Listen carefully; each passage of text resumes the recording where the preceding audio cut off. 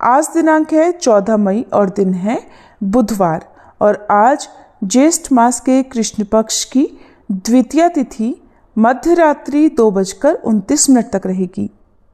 आज अनुराधा नक्षत्र सुबह 11:47 तक और बाद में ज्येष्ठ नक्षत्र प्रारंभ हो जाएगा। इसके अलावा परिघ योग सुबह 6:34 तक रहेगा और बाद में शिव योग पूरा दिन रहने वाला है।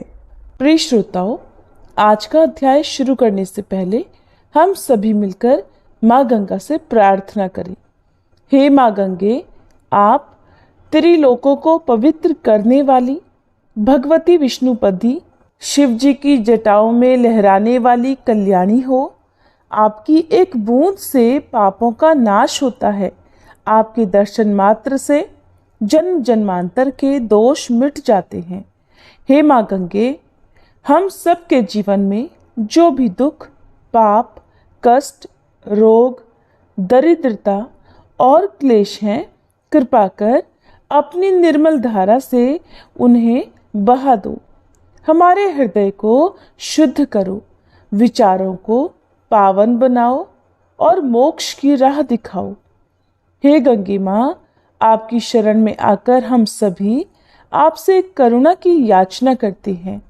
हे पापहारिणी, कृपा कर हमें अपने चरणों में स्थान दो और हमारे जीवन को पुण्यमय बना दो। अब सुनिए आज का महात्म्य। महात्म्य से पहले सुनिए बुध देव को समर्पित कथा। पौराणिक ग्रंथों में बुधवार के व्रत की कथा इस प्रकार मिलती है। बहुत समय पहले की बात है कि एक साहूकार का नया नया विवाह हुआ था। उसकी पत्नी अपने मायके गई हुई थी। नया नया विवाह था, नई नई उमंग थी। साहूकार का परिवार भी कुछ खास बड़ा नहीं था। जो भी रिश्तेदार थे उनके घर बहुत दूर थे। अब साहूकार को अकेलापन खाए जा रहा था। उससे रहा नहीं गया और वह जा पहुंचा अपनी ससुराल। ससुराल में उसकी खूब आवभगत हुई। अगले ही दिन साहूकार ने कह दिया कि विदाई की तैयारी कर लीजिए, हमें निकलना है। अब संयोगवश वह दिन था बुधवार का।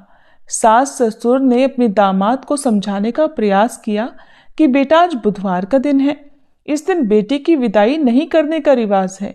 बेटी की विदाई तो क्या, किसी भी शुभ कार्य के लिए यात्रा पर जाना बुधवार के दिन शुभ नहीं माना जाता। लेकिन साहूकार नहीं माना और कहा, मैं इन सब बातों को नहीं मानता, आप हमें जाने का आशीर्वाद दीजिए। अब अपने दामाद के आगे सास ससुर की भला कहाँ चलने वाली थी। मन महसूस कर तैयारी करनी पड़ी। बेटी की विदाई कर दी गई। आगे चलते चलते रास्ते में साहूकार की पत्नी को जोर की प्यास लगी। साहूकार जैसे ही पानी लेने के लिए गया और जब पानी लेकर वापस लौटा तो देखकर हैरान रह गया। उसने देखा कि उसकी ही हमशक्ल कोई व्यक्ति गाड़ी में पत्नी की बगल में बैठा हुआ है। उसकी पत्नी भी एक शक्ल के दो व्यक्तियों को सामने देखकर परेशानी में पड़ गई कि उसका पति कौन सा है। जैसे ही साहूकार ने पत्नी के पास बैठे व्यक्ति से पूछा कि वह कौन है, तो पलटकर उसने जवाब दिया कि भैया, मैं तो उस नगर का साहूकार हूँ और अपनी पत्नी को लेकर जा रहा हूँ। तुम बताओ तुम कौन हो और मेरी पत्नी पर तुम अपना अधिकार क्यों जमा रहे हो। ऐसे बहस करते करते दोनों में विवाद बढ़ गया। विवाद को देखते हुए राज्य के सिपाही वहां पहुंचे और साहूकार को पकड़ लिया। अब सिपाही भी चक्कर में पड़ गए कि दोनों की शक्ल सूरत तो एक समान है। उन्होंने साहूकार की पत्नी से ही पूछा कि बताओ इसमें से तुम्हारा पति कौन सा है। अब बेचारी भला वह क्या जवाब देती। तब साहूकार ने हाथ जोड़ लिए और भगवान से विनती की कि हे भगवान, ये आपकी क्या माया है। तभी आकाशवाणी हुई कि मूर्ख, याद कर, कुछ समय पहले तूने ही तो अपने सास ससुर की आज्ञा न मानकर भगवान बुध का अपमान किया और बुधवार के दिन तू अपनी पत्नी को लेकर चल पड़ा, जबकि तुझे इस दिन नहीं जाना चाहिए था। ये स्वयं बुधदेव हैं जो तुम्हें सबक सिखाने के लिए तुम्हारे वेश में हैं। तब साहूकार ने सच्चे मन से क्षमा मांगी और भविष्य में कभी ऐसा न करने का वचन भी दिया और बुधवार को नियम पूर्वक व्रत पालन करने का संकल्प लिया। तब जाकर साहूकार के रूप में प्रकट हुए बुध देवता अंतर्ध्यान हो गए और साहूकार अपनी पत्नी को लेकर घर जा सका। इस घटना के बाद साहूकार और उसकी पत्नी दोनों नियमित रूप से बुधवार का व्रत पालन करने लगे। मान्यता है कि जो भी व्यक्ति इस कथा को कहता या सुनता है, पढ़ता है, उसे बुधवार के दिन यात्रा करने पर भी कोई दोष नहीं लगता और समस्त सुखों की भी प्राप्ति होती है। बुध ग्रह की शांति और सर्व सुख के इच्छुक स्त्री पुरुष बुधवार के दिन इस व्रत को कर सकते हैं। ज्ञान, बुद्धि, कार्य, व्यापार आदि में उन्नति के लिए भी बुधवार का व्रत बहुत ही शुभ और फलदायी माना जाता है। आज के अध्याय में आप रसपान करेंगे श्री कृष्ण सांब संवाद और भगवान सूर्य नारायण की पूजन विधि के बारे में। राजा शतानीक ने कहा, हे ब्राह्मण श्रेष्ठ, भगवान सूर्य नारायण का महात्म्य सुनते सुनते मुझे तृप्ति नहीं हो रही है, इसलिए सप्तमी कल्प का आप पुनः कुछ और विस्तार से वर्णन कीजिए। तब सुमंतु मुनि कहने लगे, हे राजन, इस विषय में भगवान श्री कृष्ण और उनके पुत्र सांब का जो परस्पर संवाद हुआ था, उसी का मैं वर्णन करने जा रहा हूं, आप ध्यान पूर्वक सुनिए। एक समय सांब ने अपने पिता भगवान श्री कृष्ण से पूछा, पिताजी, मनुष्य संसार में जन्म ग्रहण कर कौन सा ऐसा कर्म करे जिससे उसे दुख ना हो और मनोवांछित फलों को भी प्राप्त कर वह स्वर्ग लोको प्राप्त कर ले और मुक्ति भी प्राप्त कर सके। कृपया आप इन सभी का वर्णन करें। मेरा मन इस संसार में अनेक प्रकार की आदि व्याधियों को देखकर अत्यंत उदास हो रहा है। मुझे क्षण मात्र भी जीने की इच्छा नहीं होती। अतः आप कृपा कर ऐसा उपाय बताएं कि जितने दिन भी इस संसार में रहा जाए, ये आदि व्याधियां पीड़ित न कर सकें और फिर इस संसार में जन्म न हो, अर्थात मोक्ष प्राप्त हो जाए। तब भगवान श्री कृष्ण ने कहा, हे वत्स, देवताओं के प्रसाद से, उनके अनुग्रह से और उनकी आराधना करने से ये सब कुछ प्राप्त हो सकता है। देवताओं की आराधना ही परम उपाय है। देवता अनुमान और आगम प्रमाणों से सिद्ध होते हैं। विशिष्ट पुरुष विशिष्ट देवता की आराधना करे तो वह विशिष्ट फल भी प्राप्त कर सकता है। तब सांब ने कहा, महाराज, प्रथम तो देवताओं के अस्तित्व में ही संदेह है। कुछ लोग कहते हैं कि देवता हैं और कुछ लोग कहते हैं कि देवता है ही नहीं। फिर विशिष्ट देवता भला किन्हें समझा जाए?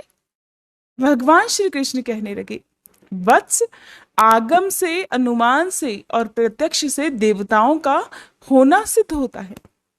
सांब ने फिर कहा, यदि देवता प्रत्यक्ष सिद्ध हो सकते हैं तो फिर उनके साधन के लिए अनुमान और आगम प्रमाण की कुछ भी अपेक्षा नहीं है। श्री कृष्ण कहने लगे, वत्स, सभी देवता प्रत्यक्ष नहीं होते। शास्त्र और अनुमान से ही हजारों देवताओं का होना सिद्ध माना गया है। सांब ने फिर से कहा, पिताजी, फिर जो देवता प्रत्यक्ष हैं और विशिष्ट और अभीष्ट फलों को देने वाले हैं, पहले आप उन्हीं का वर्णन कीजिए। अनंतर शास्त्र तथा अनुमान से सिद्ध होने वाले देवताओं का वर्णन करें। श्री कृष्ण कहने लगे, प्रत्यक्ष देवता तो संसार के नेत्र स्वरूप भगवान सूर्य नारायण ही है। इनसे बढ़कर दूसरा कोई देवता नहीं है। संपूर्ण जगत इन्हीं से उत्पन्न हुआ है और अंत में इन्हीं में विलीन भी हो जाएगा। सत्य, आदि, युग और काल की गणना इन्हीं से सिद्ध होती है। ग्रह, नक्षत्र, योग, करण, राशि, आदित्य, वसु, रुद्र, वायु, अग्नि, अश्विनी कुमार, इंद्र, प्रजापति, दिशाएं, भू, भुवः, स्वः, ये सभी लोक और पर्वत, नदी, समुद्र, नाग तथा संपूर्ण भूत ग्राम की उत्पत्ति के एकमात्र हेतु भगवान सूर्य नारायण ही है। ये संपूर्ण चराचर जगत इनकी ही इच्छा से उत्पन्न हुआ है, इनकी ही इच्छा से स्थित है और सभी इनकी ही इच्छा से यहाँ पर अपने अपने व्यवहार में प्रवृत्त होते हैं। इन्हीं के अनुग्रह से ये सारा संसार प्रयत्नशील दिखाई देता है। सूर्य भगवान के उदय के साथ जगत का उदय और उनके अस्त होने के साथ जगत का अस्त हो जाता है। इनसे अधिक न कोई देवता हुआ और न कभी हो सकेगा। वेदादि शास्त्रों तथा इतिहास पुराण आदि में इनका परमात्मा, अंतरात्मा आदि शब्दों से प्रतिपादन किया गया है और ये सर्वत्र व्याप्त हैं। इनके संपूर्ण गुणों और प्रभावों का वर्णन 100 वर्षों में भी नहीं किया जा सकता वत्स। इसलिए दिवाकर, गुणाकर, सबके स्वामी, सबके सृष्टा और सबका संहार करने वाले भी यही कहे गए हैं। ये स्वयं अव्यय हैं। जो पुरुष सूर्य मंडल की रचना कर प्रातः, मध्याह्न और सायं उनकी पूजा कर उपस्थान करता है, वह परम गति को प्राप्त करता है।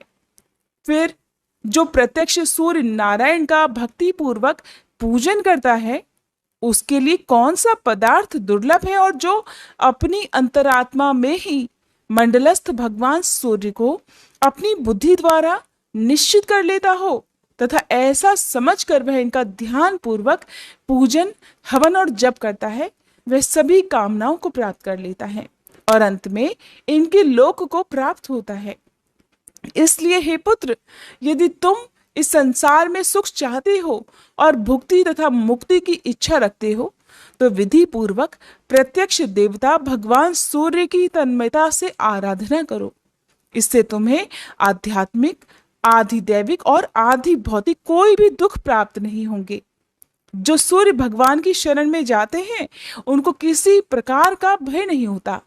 उन्हें इस लोक तथा परलोक में शाश्वत सुख भी प्राप्त होता है। स्वयं मैंने भगवान सूर्य की बहुत काल तक यथा विधि आराधना की है। उन्हीं की कृपा से मुझे ये दिव्य ज्ञान प्राप्त हुआ है। वत्स, इससे बढ़कर मनुष्यों के हित का कोई और उपाय है ही नहीं। इसके बाद श्री सूर्य नारायण के नित्यार्चन का विधान बताते हुए भगवान श्री कृष्ण कहते हैं, सांब, अब हम सूर्य नारायण के पूजा का विधान बताते हैं, जिसके करने से संपूर्ण पाप और विघ्न नष्ट हो जाते हैं और सभी मनोरथों की सिद्धि होती है, पुण्य की भी प्राप्ति होती है। प्रातः काल उठकर शौच आदि से निवृत्त होकर नदी के तट पर जाकर आचमन करना चाहिए। फिर सूर्योदय के समय मृतिका का शरीर पर लेपन अर्थात मिट्टी का शरीर पर लेपन कर स्नान करें, पुनः आचमन कर शुद्ध वस्त्र धारण करें और सप्ताक्षर मंत्र अर्थात खखोलकाय स्वाहा ये सूर्य भगवान को अर्घ दें। फिर हृदय में मंत्र का ध्यान करें और सूर्य मंदिर में जाकर सूर्य देव की पूजा करें। सर्वप्रथम श्रद्धा पूर्वक पूरक, रेचक और कुंभक नामक प्राणायाम कर वायवी और आग्नेयी, महेंद्री और वारुणी धारणा करके बुध शुद्धि की रीति से शरीर का शोषण, दहन, स्तंभन और प्राप्तवन करके अपने शरीर की शुद्धि कर ले। फिर अपने शुद्ध हृदय में भगवान सूर्य की भावना कर उन्हें प्रणाम करें। स्थूल सूक्ष्म शरीर तथा इंद्रियों को अपने अपने स्थानों में उपन्यस्त करें। ओम खः स्वाहा हृदयाय नमः, ओम खं स्वाहा शिरसे स्वाहा, ओम उल्काय स्वाहा शिखाय वशद, ओम याय स्वाहा कवचाय हम, ओम स्वां स्वाहा। इन मंत्रों से अंग न्यास कर पूजन सामग्री का मूल मंत्र से अभिमंत्रित जल द्वारा प्रोक्षण करें। फिर सुगंध आदि पुष्पादि उपचारों से सूर्य भगवान का पूजन करें। सूर्य नारायण की पूजा दिन के समय सूर्य मूर्ति में और रात्रि के समय अग्नि में करनी चाहिए। प्रभात काल में पूर्वाभिमुख अर्थात पूर्व की ओर मुंह करके, सायंकाल में पश्चिम की ओर मुंह करके और रात्रि में उत्तर की ओर मुंह करके पूजन करने का विधान है। ओम खकोलकाय स्वाहा इस सप्ताक्षर मूल मंत्र से सूर्य मंडल के बीच षटदल कमल का ध्यान कर उसके मध्य में सहस्त्र किरणों से दैदीप्यमान भगवान सूर्य नारायण की मूर्ति का ध्यान करें। फिर रक्त चंदन, करवीर आदि रक्त पुष्पों, धूप दीप अनेक प्रकार के नैवेद्य, वस्त्राभूषण आदि उपचारों से पूजा करें अथवा रक्त चंदन से ताम्र पात्र में षटदल कमल बनाकर उसके मध्य में सभी उपचारों से भगवान सूर्य नारायण का पूजन करें। छहों दलों में षडंग पूजन कर उत्तर आदि दिशाओं में सोम आदि 8 ग्रहों का अर्चन करें और फिर अष्ट दिक्पालों तथा उनके आयुधों का भी सभी दिशाओं में पूजन करें। नाम के आदि में प्रणव लगाकर अर्थात ओम लगाकर नाम को चतुर्थी विभक्ति युक्त करके अंत में नमः कहे, जैसे ओम सोमाय नमः इत्यादि। इस प्रकार नाम मंत्रों से सबका पूजन करें। फिर व्योम मुद्रा, रवि मुद्रा, पद्म मुद्रा, महाश्वेत मुद्रा और अस्त्र मुद्रा दिखाएं। ये 5 मुद्राएं पूजा, जप, ध्यान, अर्घ आदि के समय दिखानी चाहिए। इस प्रकार 1 वर्ष तक भक्ति पूर्वक तन्मयता के साथ भगवान सूर्य नारायण का पूजन करने से अभीष्ट मनोरथों की प्राप्ति होती है और बाद में मुक्ति भी मिल जाती है। इस विधि से पूजन करने पर रोगी रोग से मुक्त हो जाता है, धनहीन धन प्राप्त कर लेता है, राज्य भ्रष्ट को राज्य मिल जाता है, पुत्रहीन को पुत्र प्राप्त होता है और सूर्य नारायण का पूजन करने वाला पुरुष प्रज्ञा, मेधा तथा सभी समृद्धियों से संपन्न होता हुआ चिरंजीवी हो जाता है।